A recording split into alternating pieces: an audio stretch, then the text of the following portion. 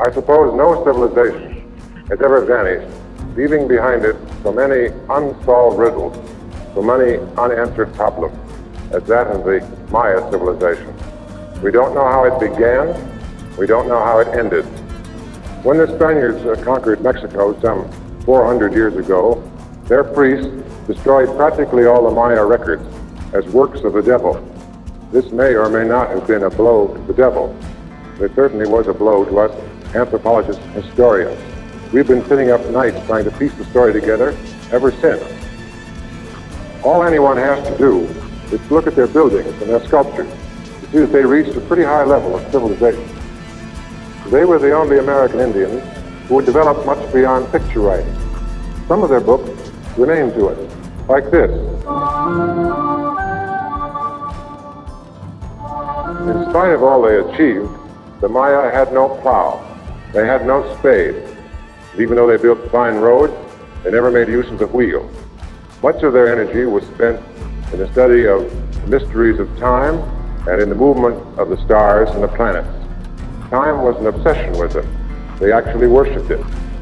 They covered their monuments and buildings with calendrical reckonings. They carved hundreds of monuments like this, recording their computations, which extended far into the past.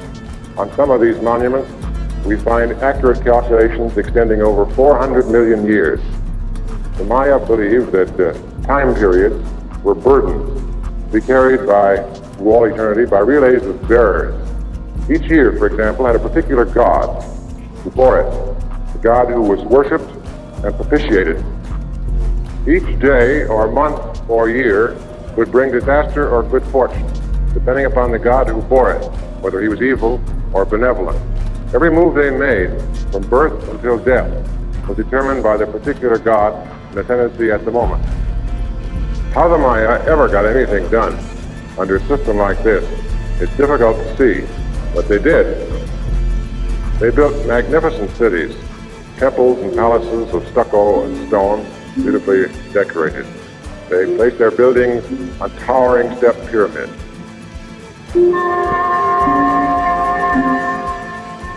Uxmal and Copan, Tikal and Washaktun and Chichen Itza were as splendid in their architecture as Babylon or Nineveh, or the fabled cities of ancient Egypt. As a matter of fact, Maya cities were not really cities at all. They were simply ceremonial centers, pyramided temples and palaces surrounding immense plazas. These plazas were deserted, except on market days or days sacred to religion. Then, high up on the terraces above the people, priests would stage their fearful rituals, sometimes offering up human victims to appease the gods and to overawe the peasants. The Maya had a peculiar way of building their temples one over another, covering the first with a pyramid, then building a new temple on top of that, and so on. Sometimes a single pyramid is found to contain 3 or 4 others nested inside. Most of the Maya cities and the finest of their stone carvings were created within a 500-year period of tremendous activity and progress. And then, mysteriously, it all came to an end. In one city after another, building stopped almost overnight. When Maya history resumed, generations later, invaders had taken over. This new civilization lasted 4 more centuries. Then, gradually, temples and pyramids fell into decay. The jungle crept over the dead city. With the death of the educated classes, building stopped, religion declined, and the civilization died. The Egyptians built their pyramids as tombs. Well, of course, the Maya never did. Or did they? In archaeology, the last word is never said. Take, for example, the recent dramatic discovery made at Palenque in southern Mexico. Palenque is a Maya city that flourished for centuries in ancient times. Then it died and was forgotten, completely. It lay hidden in the jungle until about 200 years ago. Though it was one of the first of the Maya cities to be discovered in modern times, only a small part of it has yet been hacked out of the jungle. So far, archaeologists have uncovered several fine temples and a large palace with many courtyards.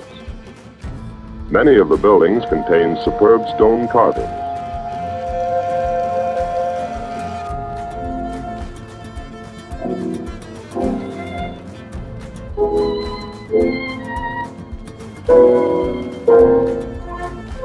Dominating the main quadrangle at Palenque is an immensely high pyramid, capped with a building called the Temple of the Inscriptions, because its inside walls are partly covered with priestly computations.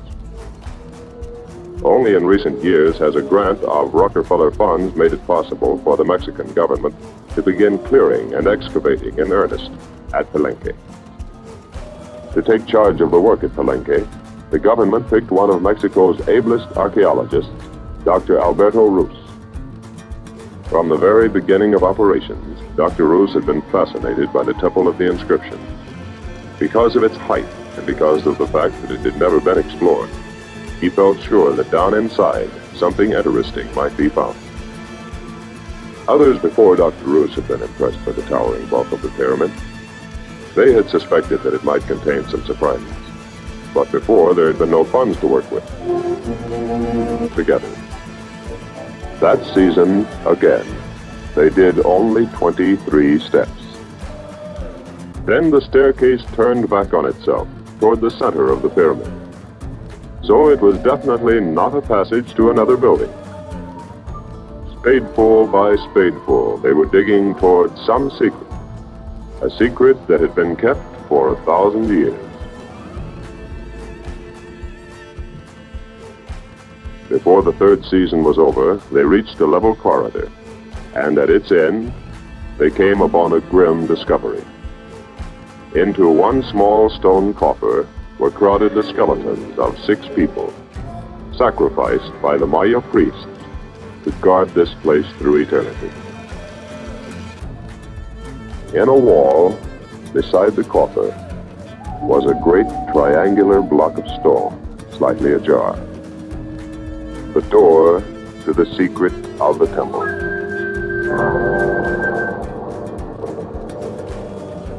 Hijack. The site was the capital of Maya city-state and it's located near the banks of the San Pedro River in the department of Petén of northern Guatemala. El Peru is 60 kilometers, 37 miles west of Tikal, another important Maya city. So it's here that the etymology, the site was named El Peru when rediscovered in the 20th century. So it was named El Peru, that was the name.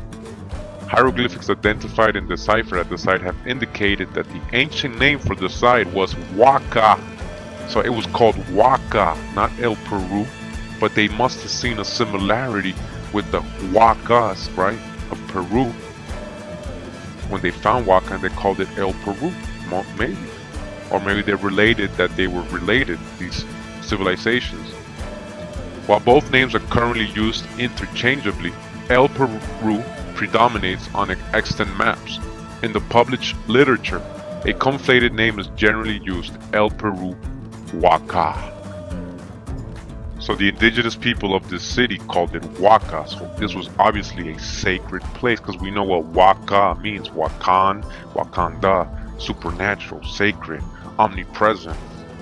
So this is what the place used to look like, according to the tour guides there. This is from the actual archaeological park there, and most of it today is still covered up, you know, with vegetation and dirt. A lot of the pyramids and mounds, they're covered up, they're not even dug up. I watched the video, and the only parts that it was actually dug up was, most of it was from looters, which have been coming in and looting all these pyramids, and then they recover them back, and they haven't been unburied. They're still there. Why they don't unbury this site? Why don't they show us all this stuff? I don't know. What is in here? I mean, the discovery and the release of information for this site is recent, right? And this is not known to many people, all right? Again, El Peru Huaca, a sacred place. Huaca. All right. So again, El Huaca, right? Huaca, a sacred place. El Peru site. And that's where they found this figurine right there. All right, you saw how big it was? You saw how big it was? If they clear all that jungle, you see how big it is. We just read, it was a capital. It was one of the capitals. It was not just this little small archaeological zone that we're seeing the guy dig through. We're going to continue that right now. We're going to go right back to the documentaries. All right. I hope you guys enjoy the rest of the video. Awa. He restored. There is reason to do so. It is among the finest of Maya buildings. The precision of its stonework, the subtle proportions, the qualities which constitute great architecture at any time, make Temple B rank favorably with any work of ancient architecture in the world. But it seems a strange building to our Western eyes. The steep stairways leading up to stylized temples, the great masks on top, the symmetrical roof cones, all of these details give the building a sculptural quality that suggests a world of fantasy.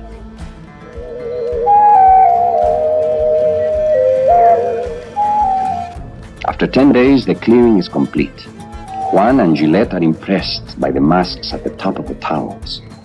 It is then that the religious significance of Temple B begins to suggest itself. It was made to encounter the forces of the rain god, to greet the rising sun. Temple B must have been the stage for great pageantry, where priests would burn incense, create music, wave banners, light fires, and use the entire building to dramatize the rituals.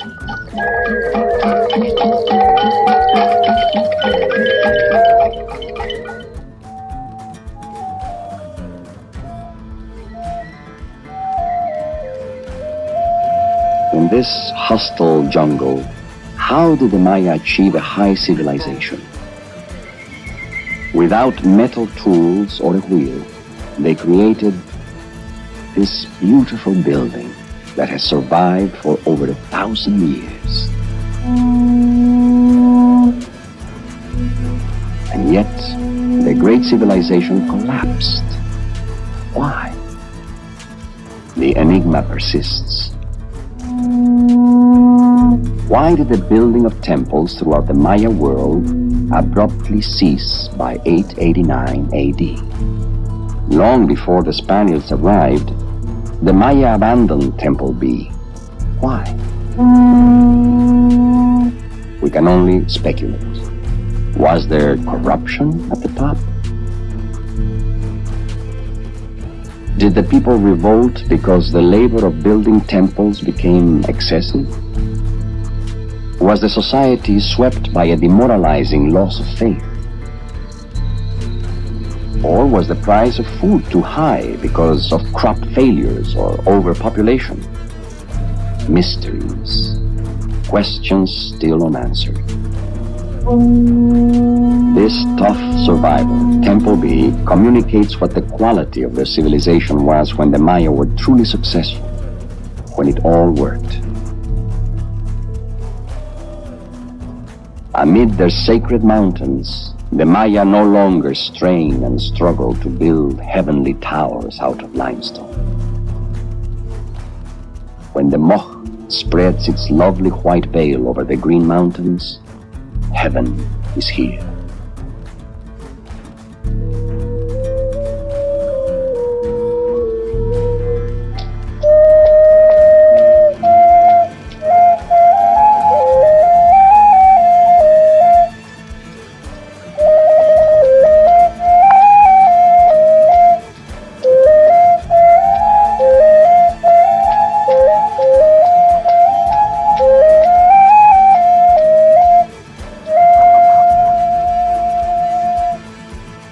Recognition of these new and powerful spiritual forces released people from their bondage to the land and opened up a wider world of maritime travel and trade. For these traditional cultures, we can imagine that navigation was a ritual where the shaman pilot consulted the winds, the waves, the animals, and the stars. Along with the whales, several artifacts from the burials at Port-au-Choix indicate that water birds were also important to the maritime archaic. The bird's habits and migration patterns would have been especially important for piloting and navigation. The image of the water bird, here carved on a comb, was a common motif. Dr. Tuck also found burials covered with the beaks of a species known as the Great Ark. These flightless, penguin-like birds once traveled in huge flocks which swam across the ocean from their home in Iceland to the shores of North America. They spread out in a mass which extended for miles across the surface of the ocean as they moved slowly along their migration route from Labrador to the Carolinas. The species was so easy for sailors to hunt that it became extinct in 1844. Perhaps by following the slow-moving ox, the maritime archaic first explored the remote shores of northern Labrador.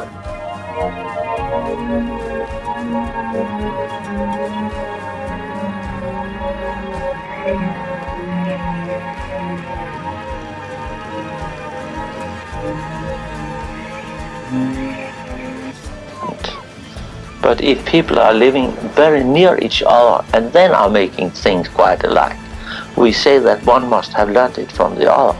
But we don't know for sure.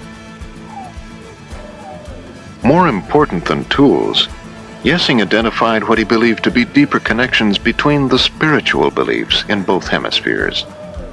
For example, this engraved bone from Norway has a geometric design created by mapping out an alignment of dots and then connecting them to form a straight line. This same technique of aligned dots was also used to engrave the decorations on the bone daggers found at the Nevin site on the coast of Maine. These traits, which are very, very alike, are not only traits for practical purpose. They are ornamentation, they are patterns, they are spiritual things. During the 1950s, archaeologists working in central Russia and western Canada could not find any evidence that a circumpolar culture had diffused across the central landmasses.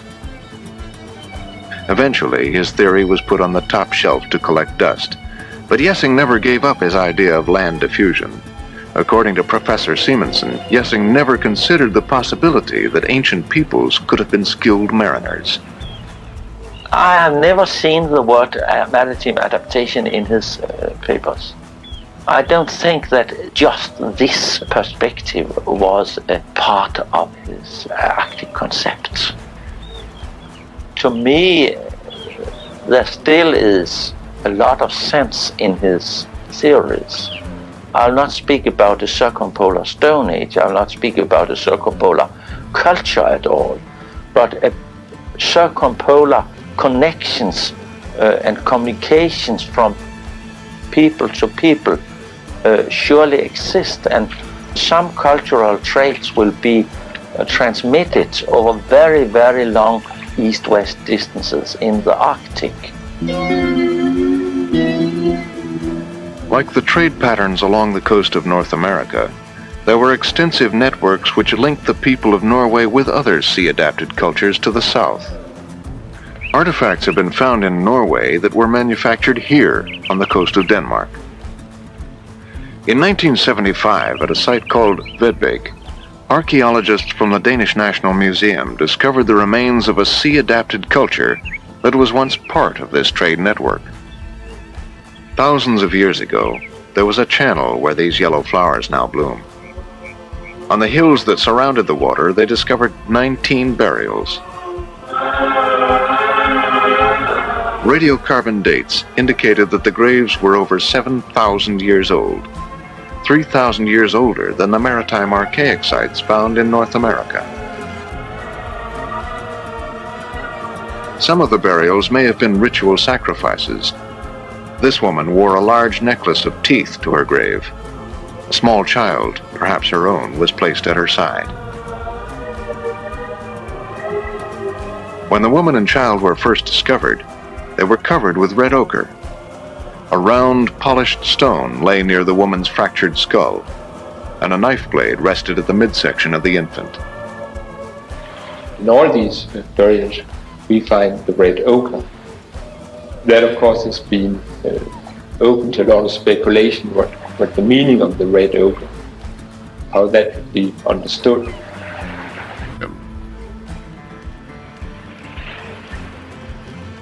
I came up to see what's been found, and it was something that we'd been looking for a long time, because it's apparently the remains of a burial cult that we're interested in. Finally, archaeologists had found skeletons which were preserved well enough to identify, enabling Dr. Tuck to give the red paint people a new scientific name, the Maritime Archaic.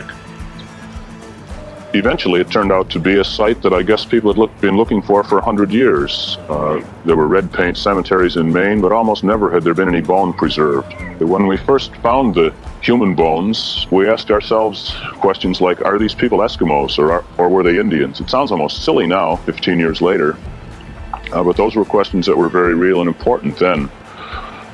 Jim Anderson, the physical anthropologist who studied the bones immediately after they'd come from the field, was able to distinguish that these people were in fact racially American Indians, North American Indians, rather than Europeans or Eskimos. I think the European question is hardly important at all and doesn't bear discussing, but there are biological traits in the skulls and intracranial skeletons of these people that allow physical anthropologists to distinguish between people we'd recognize as Eskimos and those we'd recognize as Indians. The site proved to be over 4,000 years old, about the same age as the sites in Maine. When I first saw them, I couldn't believe they were as old as they were. The preservation was almost beyond belief. They looked fresh and new and covered with red ochre.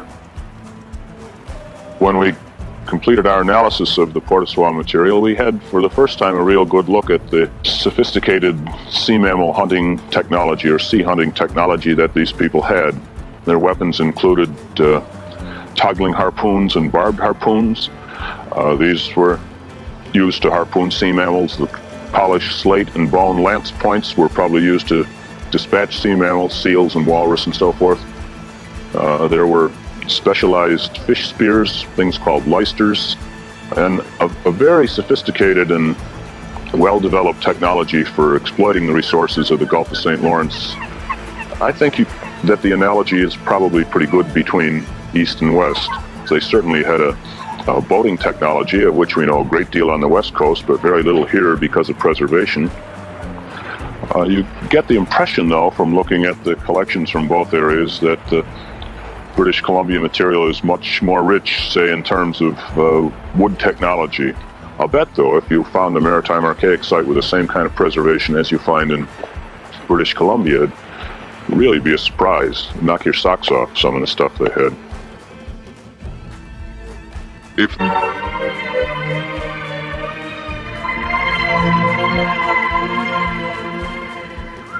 The stone ruins of the Northeast were not the only archaeological mysteries which interested the antiquarians. There were also hundreds of prehistoric mounds and earthworks like these located in the Ohio Valley.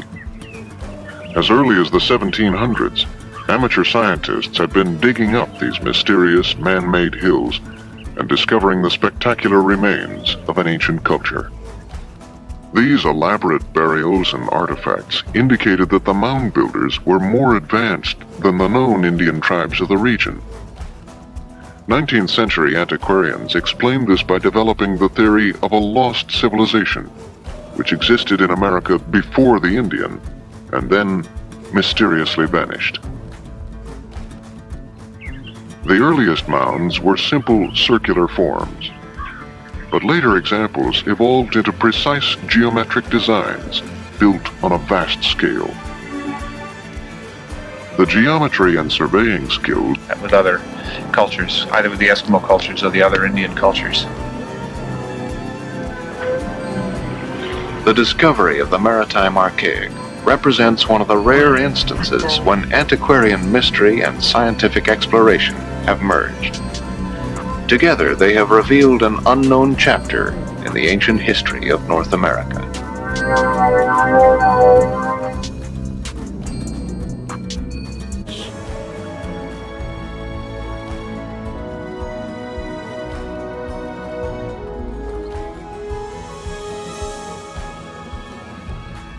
So vast was the technological achievement of the Nazca Lines that it was ironically lost for centuries, and only was discovered when airplanes began flying over the desert in the 1920s. Since then, the lines have attracted researchers from around the world, attempting to decipher their enigmatic riddles.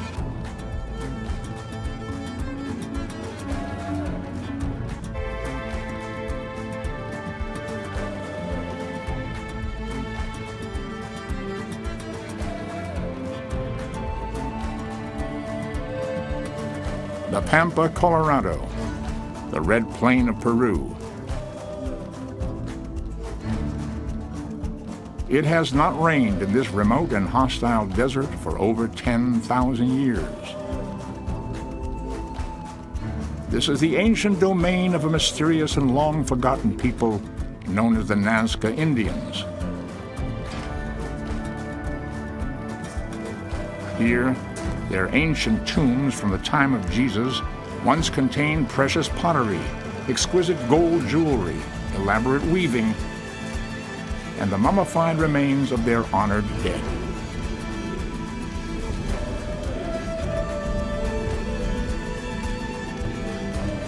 The treasures have been looted by grave robbers, desecrated by the ravages of time.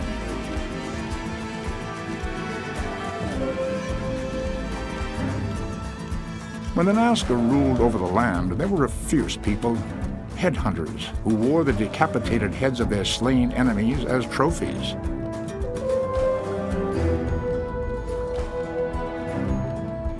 Yet surprisingly, these warlike people were also pioneers on the frontiers of ancient technology.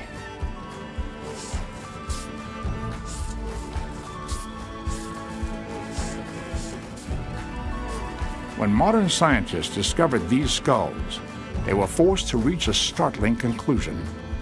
2,000 years ago, the Nazca people were performing brain surgery.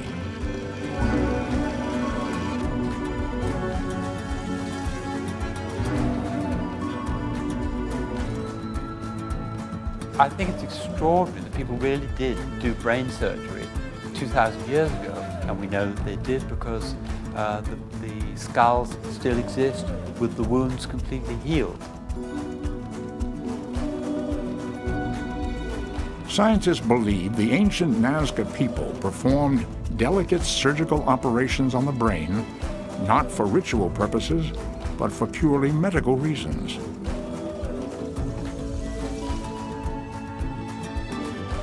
Over 1,000 skulls have been unearthed at Nazca, showing unmistakable proof that the Peruvian surgeons used precision instruments for these operations.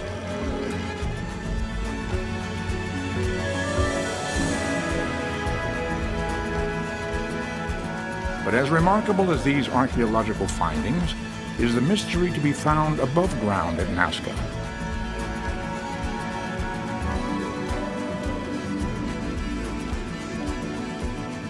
For here, inscribed on the desert floor, is one of the most baffling and spectacular creations of ancient technology, known as the Nazca Lines.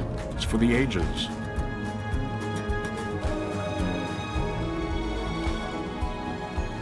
But a single enigmatic statue known to the local inhabitants today as the Friar may hold a clue. Oddly enough, for a people who had no form of the written word, the friar seems to be holding an object in the familiar shape of a book, complete with leather binding and metal latches.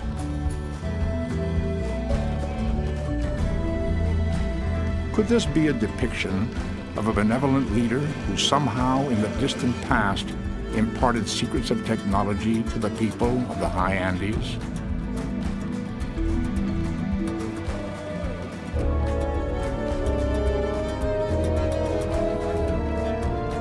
From Machu Picchu to Tiwanaku, and perhaps other lost sites yet undiscovered, vast monuments across the world remain among the most mystifying and the most enduring evidence of the prowess of ancient technology.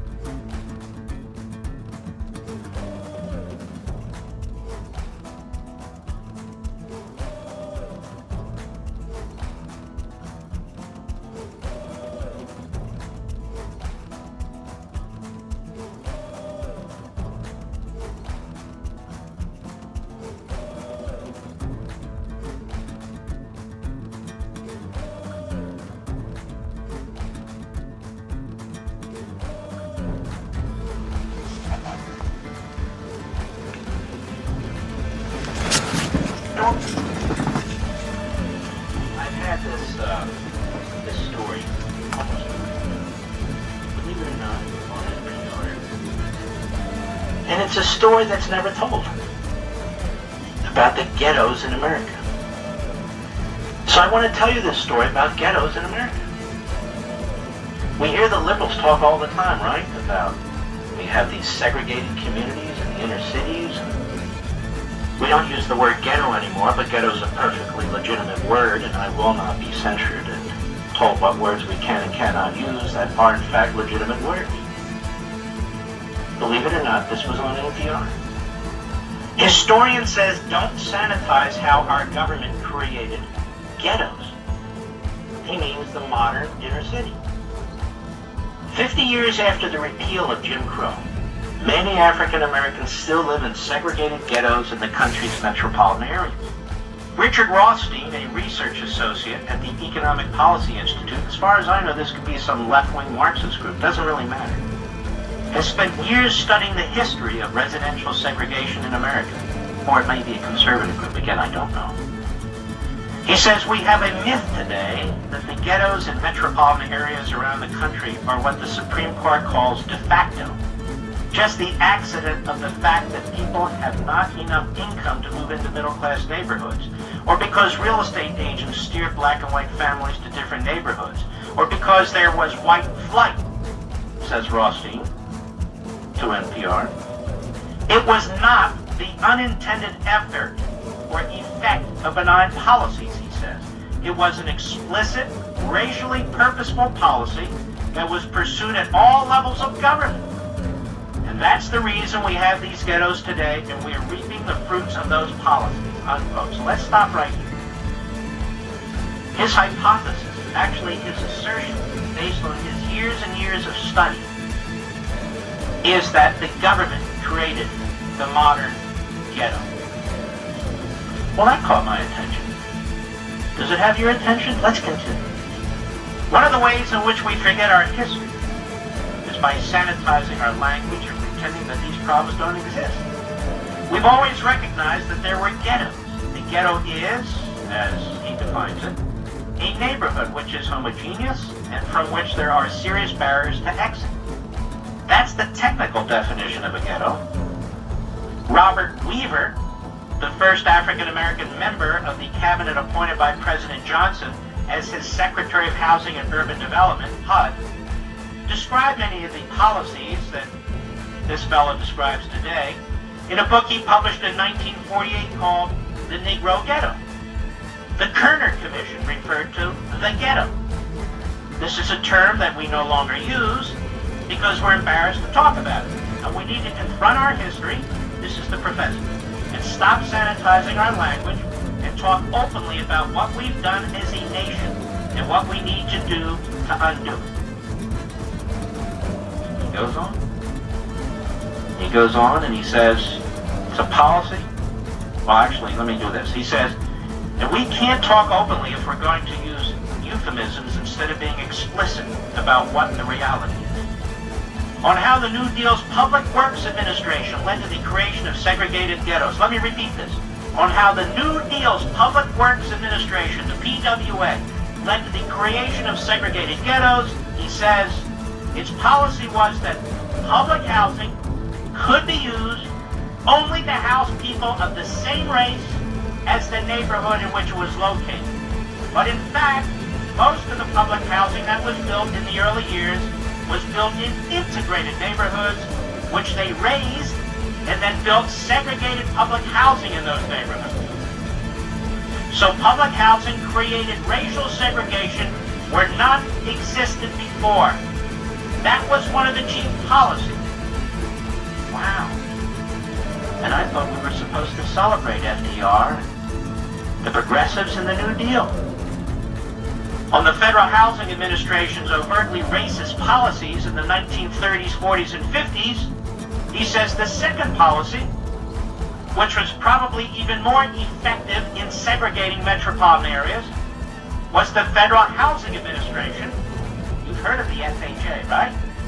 Which financed mass production builders of subdivisions starting in the 30s and then going on into the 40s and 50s in which those mass production builders, places like Levittown, for example, Nassau County, New York, and every metropolitan area in the country, the FHA gave builders like Levitt concessionary loans through banks because they guaranteed loans at lower interest rates for banks, and the developers can use to build these subdivisions on the condition that no homes in those subdivisions be sold to African Americans. Your ears should be ringing. This is New Deal, progressive, federal policy. In the ghettos, government policy, municipal policy, for example, denied adequate services, garbage wasn't collected frequently, African Americans were crowded into neighborhoods in the ghetto because so much other housing was closed to them as a result. Housing prices in ghettos were much higher than similar housing in white areas. Rents were much higher than similar housing in white areas because you had a smaller supply. It's the basic laws of supply and demand. So this created slum conditions. So when African Americans managed to break out of those slums and buy a home in a neighboring area, whites could be persuaded that slum conditions were going to be brought into their neighborhood. So the real estate agents at the time would go into these neighborhoods and try to panic white families into selling their homes cheap to the real estate agents. And they in turn would flip these homes to African Americans at a higher price. This was all started in the 30s under FDR and the New Deal. This was all started for the purpose of taking integrated inner city neighborhoods and creating segregation through federal spending and federal policies, federal bureaucracies, and federal departments. This is the first I heard of this, and I read a hell of a lot and I study a hell of a lot. Is it the first you've heard of this? No, this story's a week old. Has anybody else even discussed it? Has this been on television anywhere, on any cable program? You see, ladies and gentlemen, as we discuss often on this program, you and I, so much about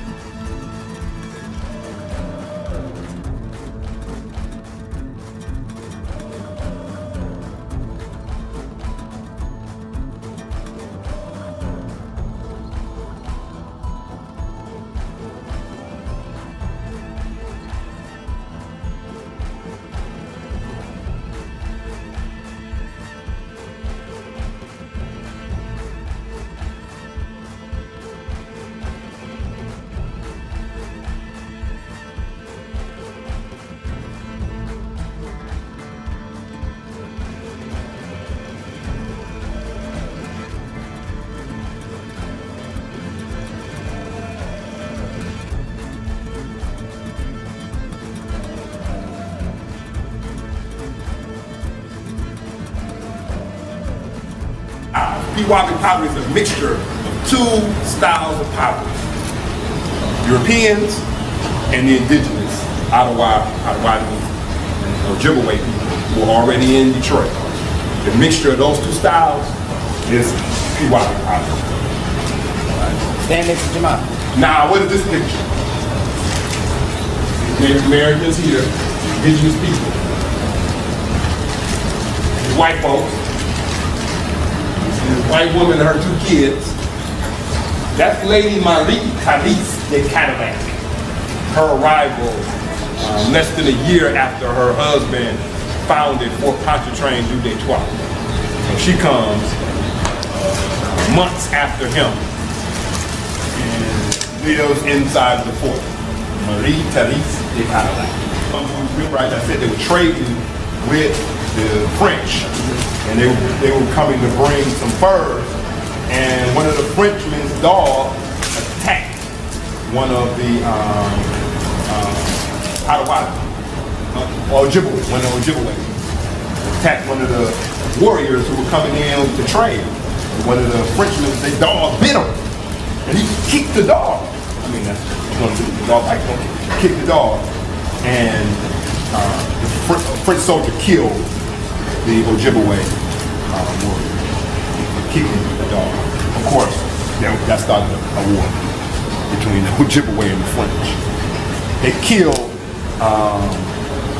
dozens of Ojibwe because of this. No, this is just there were numerous breakouts that we don't call wars today. That's really what they were between the, so, because in a trade relationship, it's always, the Europeans were always trying to get over. So sometimes the Native Americans would get mad. You may have heard of Pontiac Rebellion. That was one of those time periods when the indigenous people like we going all in, and they killed a whole bunch of Europeans, but they lost. Pontiac was not able to defeat the British. In that case, the British, he wasn't able to defeat them, but he killed a bunch of them. But then not enough. Not enough, right? Wow. And of course, he ended up being killed himself by a fox tribesman. They got him drunk and then killed him outside a saloon. February this year.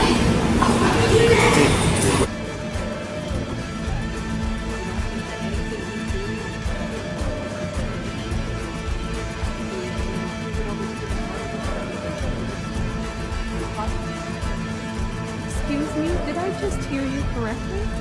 How can he be playing with that? Excuse me. Don't speak to us that way.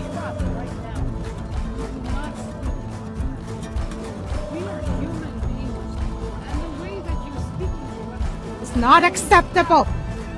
No, stop it. Stop it right now. Step out. Step out. Then I don't want to hear from you. You don't speak to us like that. And this is the problem, the way you communicate.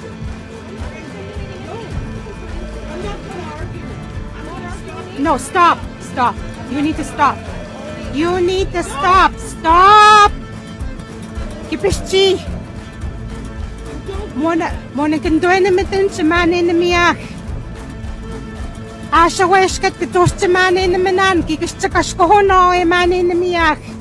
Tapos coach e kain nuyak. E kwan e spanik. E kwan magamosha ko may tago siyak. Tapos coach e kikishchakakipat siyak. You're a guest here.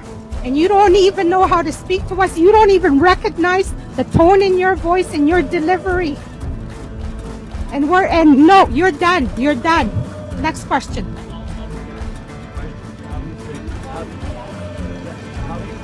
You better be respectful.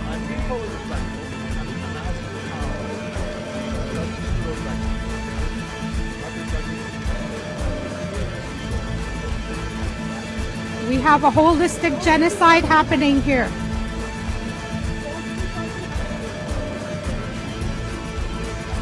And I can speak for myself. You know what, white people? You've had your voice here for 524 years. 524 years you've been visible, white lady. You've been visible for 524 years. Look how fast your white man comes and steps up for you. Where is everybody else to come and step up for us? I have a right to my voice. I'm still fighting for my voice and my visibility. And I'm telling you right now, there has been 524 years of holistic genocide on Turtle Island. We're the ones that are dying. It's not you that is dying. And as far as how Justin Trudeau is doing, one of the things that we need to keep in mind is we're asking the United Nations to help us. That charges of genocide, a war against humanity, war crimes, and a crime of aggression be laid, because your Liberal Party was also responsible. Every party, every governance that has been in power, there's been a war conflict of Indian Residential School, 60 Scoop, Indian Day School, and Millennium Scoop. None of your governments have clean hands. All of your governments have blood on their hands. None of you are different. You haven't changed because you haven't started your healing journeys. The moment that we have our voice and our backbone, you want to shut us down. And you think you're privileged to disrespect us. The moment we tell you, because of your colonial mindset and your colonial way of being, your white privilege, your white fragility, you can't take our truth. Look how many people came to bat for you, white lady, and you're a guest here. Without us, you'd be homeless. This is over.